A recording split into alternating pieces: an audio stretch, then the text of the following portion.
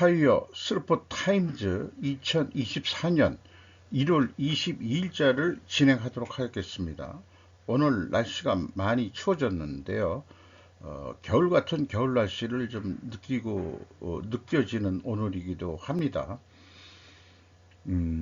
시작하겠습니다. 구독, 좋아요 부탁드리고요. 필요하시면 1.5 배속을 보시기 바랍니다.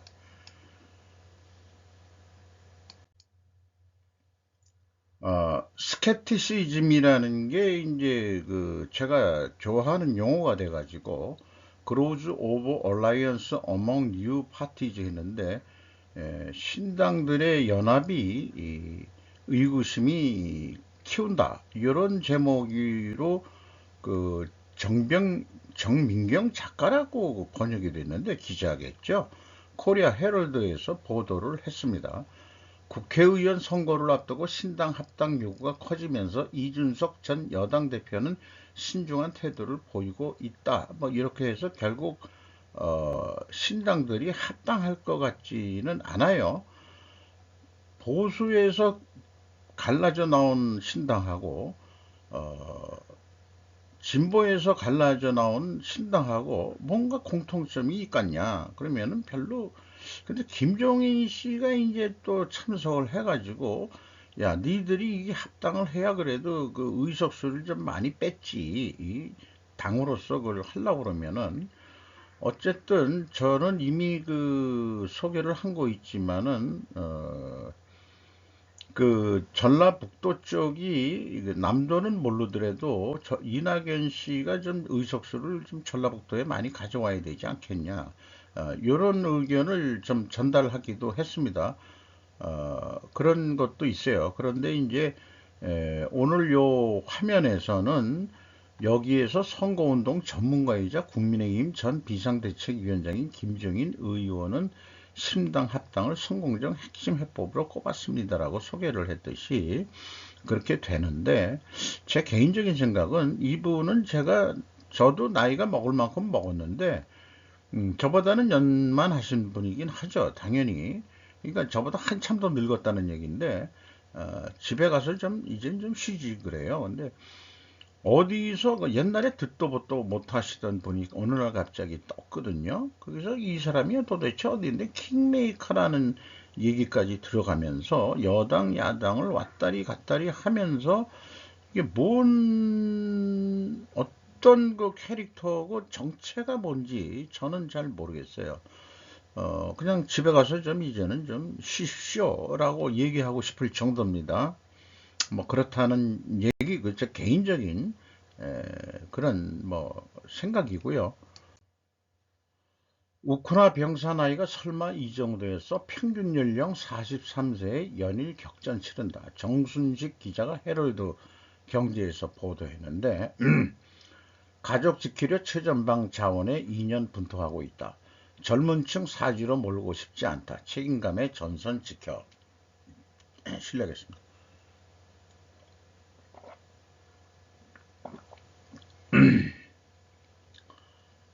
어쨌든 나이 드신 분들이 전쟁에 나가 있는데, 여기에 43세라는 분이 사령관이라고 되어 있네요. 탄약과 방탄복을 최전선에 운반하는 것조차 힘들다, 나이 먹은 사람들은. 그러나 부담을 덜어줄 젊은 군인들의 유입은 거의 이루어지지 현재 않고 있는데, 젊은이들이 훈련을 열심히 받고 있는 것도 있겠죠. 요거는 잠깐 국경 수비대원들이 잠깐 휴식을 취하고 있을 때 찍힌 장면이기도 합니다. 55세의 병사 올렉산드로 아바네소프는 나는 20살짜리 애들이 싸우는 것을 보고 싶지 않다며, 그들은 우리나라에 꽂히며 아이를 낳고 길러야 하는 존재라고 말했다. 존경스러워요. 제가 한 40대 중반 때쯤 교통사고 나가지고 무릎이 좀 안 좋은 상태인데, 친구들하고 얘기하면은 내가 전투는 못하더라도 탄약은 날릴게. 너희들 나갈 거지? 전쟁이 일어나면은 젊은 애들 하기 전에 우리가 최전방에 서서 어차피 나이 먹을 건 먹었으니까, 우리도 뭐 자기도 나갈 생각이 있다 그래요. 전쟁 터지면은. 자, 이런 마음들이 있는 사람들입니다. 도망가고 그런 게 아니고 살 만큼 살았는데 좋다.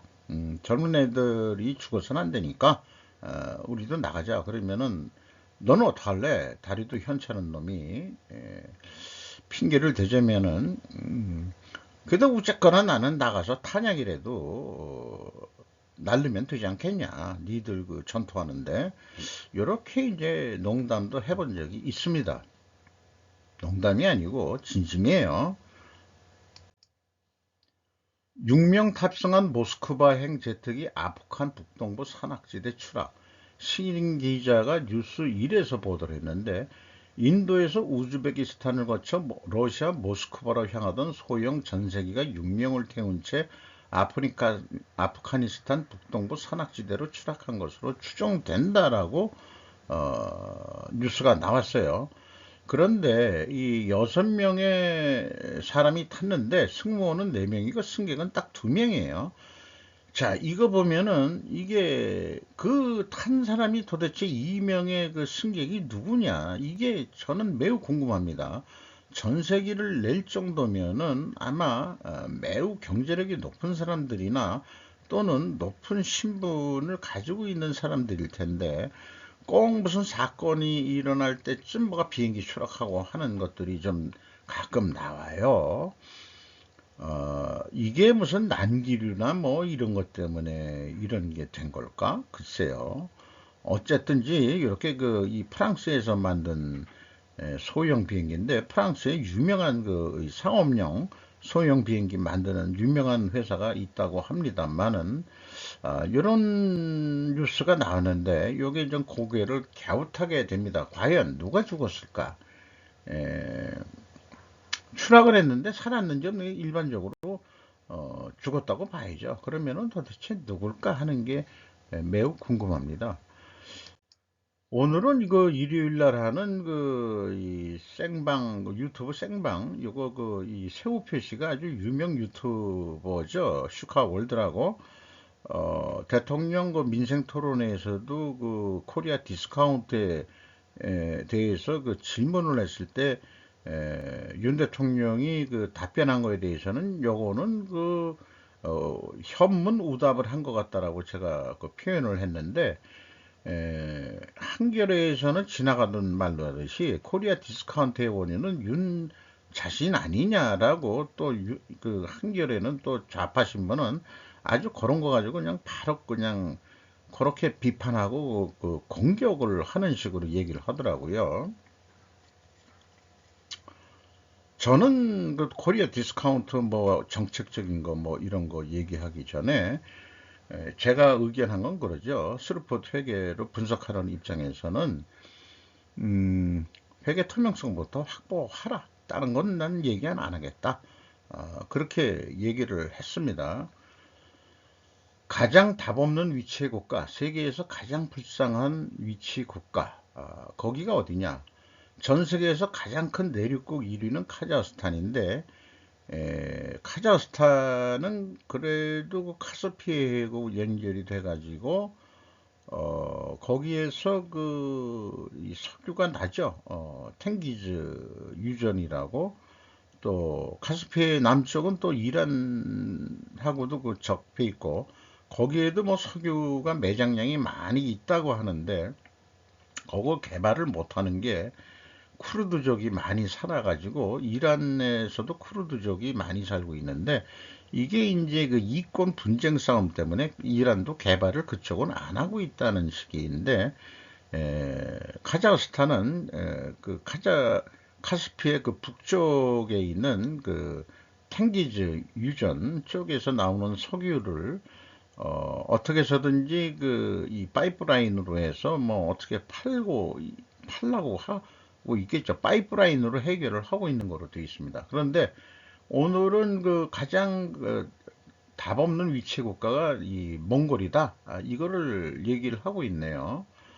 어, 영토가 대한민국 15개고 이 세계에서 가장 불쌍한 위치 국가 아니냐. 몽골은 구리, 석탄, 금, 우레늄 등의 광물 자원 대국이다. 석탄이 세계 4위 매장량이고 세계 10대 자원 대국인데 몽골 1인당 현재 GDP는 약 4천 달러라고 소개를 하고 있습니다. 그 문제는 광물을 캔다고 하더라도 비행기로 수출하면은 그건 배보다 배꼽이 더 하니까 뭔가 그 무역로가 있어야 되는데 위로는 러시아, 밑으로는 중국으로 꽉 막혀 있다 이게요. 요 카자흐스탄하고 약간 여기 연결이 돼 있는데 이게 바로 연결이 안 된답니다. 요게 신장 위구르로 돼 있다는 얘기예요. 근데 신장 위구르도 어떻게 보면은 카자흐스탄하고 비슷한 민족이죠. 투르크 계열로. 몽골하고는 약간의 그 종족적인 차이가 조금 있기는 있다고 그러죠. 우리나라는 투르크계하고 몽골계하고 우리는 짬뽕이라는 역사학자들이 그렇게 흘러 들어왔다 한반도에 이렇게 또 얘기하는 고대사 전문하는 분들의 의견도 있고 그렇습니다만은 어쨌든 이게 그렇다 이게요. 그래가지고 무역이 중국하고 97.5% 너무 편중돼 있을 수밖에 없고 러시아에 2.3% 수출을 하고 있다. 그리고 가격을 또 높게 받을 수도 없다. 싫다면 다른 곳에 수출하던가 그렇게 중국이 배짱을 부린다는 거예요. 거기다가 2023년에 몽골 석탄 부패 스캔들이 일어났었다고 하고 요거는 이제 징기스칸 동상이긴 해가지고 사람들이 시위를 하는 거지만은 시위를 해본들 별 해결책이 안 보인다. 어, 제가 이 구리에 관해서 국내 관련 있는 기업에 다니시는 분하고 같이 학습을 해본 동아리고 현재도 뭐 자주 만나진 못하지만은 우리나라 업체도 몽골에 가서 구리가 있는 것을 확인을 했는데 똑같은 여기서 구리 생산을 하더라도 그걸 한국에 어떻게 가져갈 거냐. 이래서 포기했다는 얘기예요. 그게 참 그런 얘기입니다.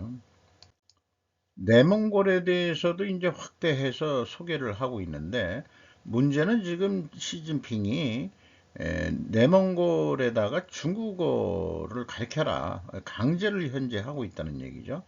그래서 이제 한 1, 2세대가 몇 세대가 지나면은 몽골어 다 잊어버리고 이제 중국인이 될 것 같다라고 한탄을 한다. 이런 얘기를 하고 있죠. 결국 뭐 네이몽 자치구라고 하지만 여기서도 결국 중국어 이 동북 삼성의 여기 동북 삼성이죠. 여기 동북 삼성 왼쪽에 있는 게 여기 요동반도 여기가 아주 참 짭짤하고 좋은 데인데 바레만 이게 또 바레만이라고 이름을 졌다는 것도 우리가 깊게 생각을 해봐야 돼요. 우리나라 역사에 바레라는 나라가 있었죠. 신라 통일 신라 때 위에는 바레였습니다.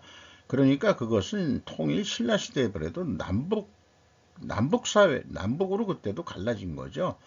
동북 삼성 쪽이 그다음에 연해주까지 해서 발해가 이렇게 있었고 여기 저기 동북 삼성 다 포함해서 그 발해만이라고 하면은 발해에서도 무역을 많이 해서 먹고 살았다는 얘기인데 이런 산동반도가 아니고 요동반도 쪽이나 이런 무역 루트로 해가지고 거래를 많이 했었지 않았겠느냐. 또 발해 쪽에서는 동해 쪽으로도 나가는 그게 있으니까 일본하고도 과거에 무역을 했을 것이다 라고 추정을 합니다.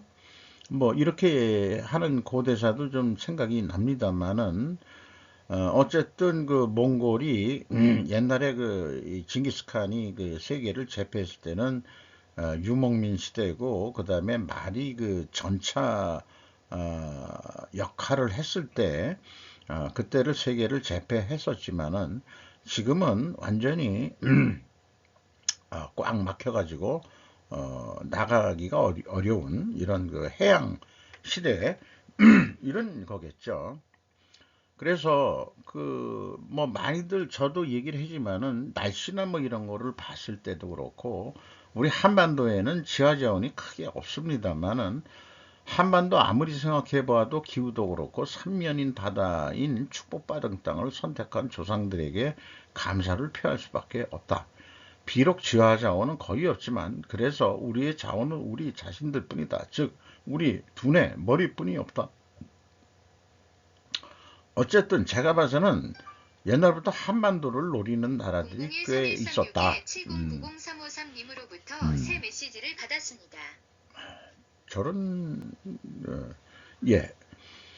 어쨌든 요즘 그 미국의 그 혹한이나 뭐 이런 거 우리나라도 오늘 그 뭐 치워지지만 예년에 그 항상 느끼는 그런 겨울 날씨 같은 거 정도예요 우리나라는.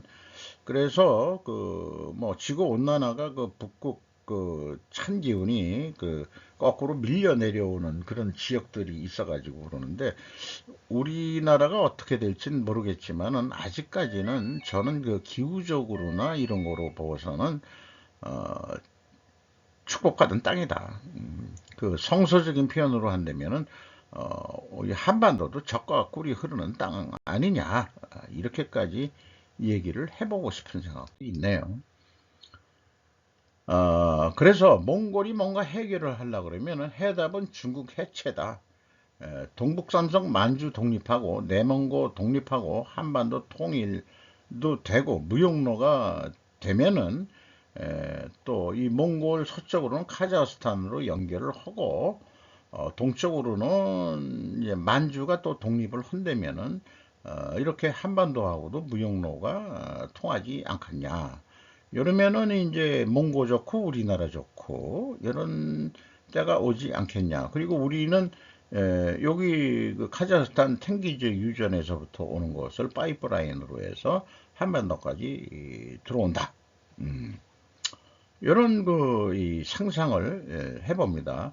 요 밑에 그림은 제가 한번 소개해 본 적이 있는데 이 연장선상으로 가면은 이렇게 이제 이렇게 된다 이게 이렇게 한국어로서는 신실크로드 이런 거가 되는 날이 있어야 한국이 또 좀 부강해지지 않겠는가 하는 생각도 합니다.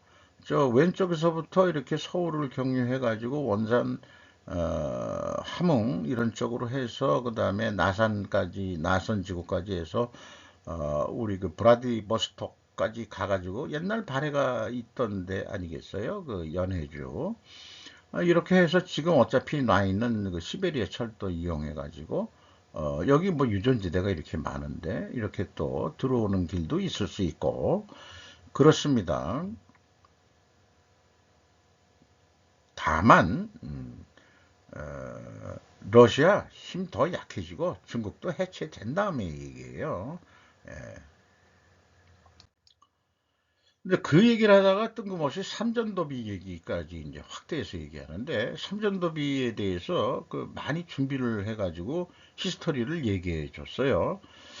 참 감사하게 생각하는데 저 같은 경우는 이제 그 1인 자영업자지만은 이 슈카월드만 하더라도 꽤 유명해져 가지고 직원을 한 세네 명, 네다섯 명 쓰는 중소기업으로 크게 발전을 한 하나의 업체 사장입니다. 슈카월드만 하더라도 자료들을 그 직원들이 많이 그 수집을 해가지고 이제 또 제공을 한다 그러네요. 이게 이제 그 이 산전도비 이 청황제 그 찬양비죠 한마디로 요거가 이제 그 청일전쟁 졌을 때 무너뜨려 가지고 이거를 갖다가 그냥 없애버려 해가지고 강물 속에 수장을 했었답니다. 그게 잠실나루 어디였을 건데 그래서 요걸 나중에 다시 세운 건데 이 거북이가 왜 두 개냐 그러면은 청나라 그 사신이 와가지고 왜 이렇게 작어 이 밑에 이 거북이가 그래서 크게 만들어 가지고 거기다 옮겨서 그렇다는 얘기도 처음 알았어요. 그런데 이렇게 수장된 것을 일제시대 조선총독부에 다시 복구가 됐답니다. 아니 수장된 것을 다시 꺼내 가지고 그래서 너희들은 이민족한테 지배받는 그런 피지배 민족이다. 는 것을 심어주기 위해서 그랬던 거 아니겠느냐. 너희는 본래 그렇게 지배를 받고 사는 민족이다. 이런 거를 암시를 주기 위해서 이거를 또 살려냈다고 그러네요. 그런데 1955년 국보 해제가 되고서 대통령의 명으로 땅속에 묻기로 결정을 했답니다. 이번에는 땅속에 어떻게 묻혔대요. 그런데 1963년 홍수로 모습이 드러나자 역사의 반성을 삼기 위해서 사적 101호로 해서 송파구 어디에다가 삼전동인가, 지금도 삼전동이 있죠. 거기 어디에 전시를 했었답니다. 그런데 88 올림픽을 하면서 이제 그 공산국가도 막 오고 88 올림픽이 전 세계사에 큰 획을 걸 수 있는 거라고 하더라고요. 러시아 올림픽 때 미국 안 갔고, 미국 올림픽 때, LA 올림픽 때는 러시아가 오질 않았고, 소련 해체되기 전이죠. 그런 냉전 시기에 한국에서 하니까는 이 양 진영이 다 참석해서 참여 국가도 꽤 많았고 하니까 그때 이제 이 삼전도비 공원까지 설립을 했는데 1980년 되면은 이제 전두환 정권이 시작될 때쯤 얘기일 거예요.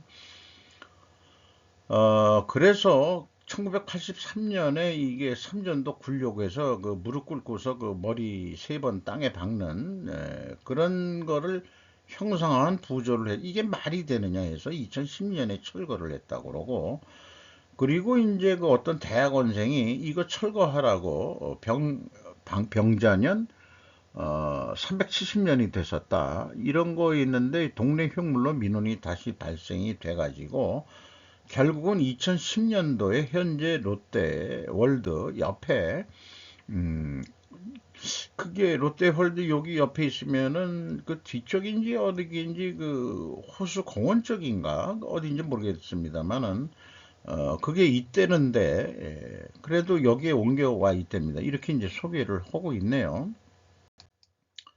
아까 얘기한 대로 미국을 덮친 강추위 영하 40도에 대한 소개도 해주고, 참고적으로 그 올해 초인가 KBS에서 얘기했는데 북한이 가장 추운 최저 기온 것이 KBS에서 또 소개한 것도 얘기하고 있는데, 이 아이오와주가 영하 40도 내려갔을 때가 공화당 대선 후보 트럼프가 당선될 때 얘기인데, 당원수에서 등록된 당원수에서 투표율이 14점 몇 프로뿐이 안 나왔대요. 그래도 이 트럼프를 당선시키기 위해서 51%인가 그 지지를 얻었다고 그러죠. 아이오와 주에서.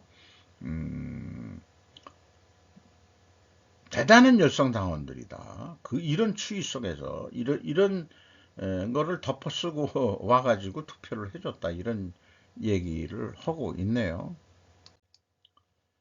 전기차 충전 인프라 랭킹 1위 국가는 대한민국, 추위에 대비하고 있는 국가 코리아라고. 어쨌든 뭐 날씨가 추워지면 화학 작용으로 모든 게 느려지게 돼 있는데, 자관 한국은 뭐 아무리 추워도 이 테슬라 차처럼 이렇게 테슬라 그 시체들처럼 되지는 않는다 하고, 한국의 그 전기차 인프라에 대해서 크게 또 소개를 하고 있습니다. 전 뉴욕시장 줄리안이 파산했다는 것에 대해서 쭉 얘기하는데, 어느 정도 이제 얼마 안 된 거니까 기억은 다 나는데, 에, 잠깐 트럼프가 떨어졌을 때 뭐 얘기했지만은 거짓말도 솔직히 좀 한 게 있대요. 깨진 유리창 이론은 그 경영학에서도 많이 배웠던 얘기입니다. 낙서를 없애야 또 범죄도 없어진다. 낙서를 지우면은 범죄도 없어진다. 이런 류의 영화도 좀 있었어요. 그런 것도 있는데, 어쨌든, 원래 이게 이 사람의 성향으로 봐서는 민주당 쪽이 더 가까운데, 어떻게 트럼프하고 붙어가지고, 트럼프 개인 변호사 자격으로, 악역을 감당을 했었다고 그러는데, 트럼프가 대통령 떨어지고서 결국은 소송이 걸려가지고 벌금 맞고 뭐하고 해가지고 파산 신청을 했다는 거예요. 트럼프가 줄리아니를 도와주어야 의리 아닌가라고 생각도 되지만은 자신도 현재 커가 석자이긴 하겠지만 민주당이 그 슬림 뭐라고 소송이라고 그러나 법률적으로는 그 소송 성립이 안 되는 그런 성격도 소송을 걸어버리는 그런 거 가지고 뭐 계속 그 시달리고 있으니까 그 트럼프는 그런데 이제 줄리아니가 이제 그 이 선거가 그 조작됐다 이런 것 때문에 이 악역을 맡아서 했는데 결국 그게 아니다 해서 이제 벌금 받고 막 그러는데 1억 5천만 달러를 그 벌금을 매겼다니까 얼마나 재산이 많는 변호사 가지고 얼마나 재산이 많는지 결국은 파산 신청을 했다는 거예요. 아까 그 첫 화면의 그림이 그 시칠리아의 그 섬이었는데 에, 뭔 뜻으로 영화에 이런 거를 했냐고 한다면은 저도 좀 조금 이제는 나이가 연만하다 보니까 보통 사람들이 주인공인 액션 영화는 없나 이퀄라이저 3 은퇴 고령화 사회의 소비자들을 위한 영화들 요즘에 이제 다들 고령화 사회 되니까 영화의 주제가 대부분 액션 영화 뭐 이런 거 보면 은퇴한 뭐 전직 무슨 요원 뭐 은퇴한 뭐 킬러를 못 알아본 무슨 깡패들이 그 된탕 당하는 어떤 이 정의 실현이라는 입장에서 그런 영화들이 수도 없이 쏟아지고 있어요. 이런 것들이 그런 영화를 보는 사람들이 은퇴한 고령층들을 위한 그 사람들 돈을 좀 빼먹기 위해서 이런 영화들이 덴젤 워싱턴도 이제 나이가 많이 먹었지만 은퇴한 사람으로서 다코타 패닝 그 조금 어린 애였었는데 언제 이렇게 커가지고 숙녀처럼 해서 CIA 요원으로 나오는 거로 이렇게 됐네요. 여기에서 나오는 얘기가 그 대북으로라는 용어가 나옵니다. 대북으로. 그래서 대북가 뭔가 해봤더니 자관 특수부대예요. 해군 특수전 개발단. 여기 출신들이면 대단한 전투력을 가지고 있을 거는 뭐 뻔할 것 같습니다. 대북으로로 불린다. 대북으로, 대북으로. 이렇게 소개를 하고 있네요. 마치도록 하겠습니다.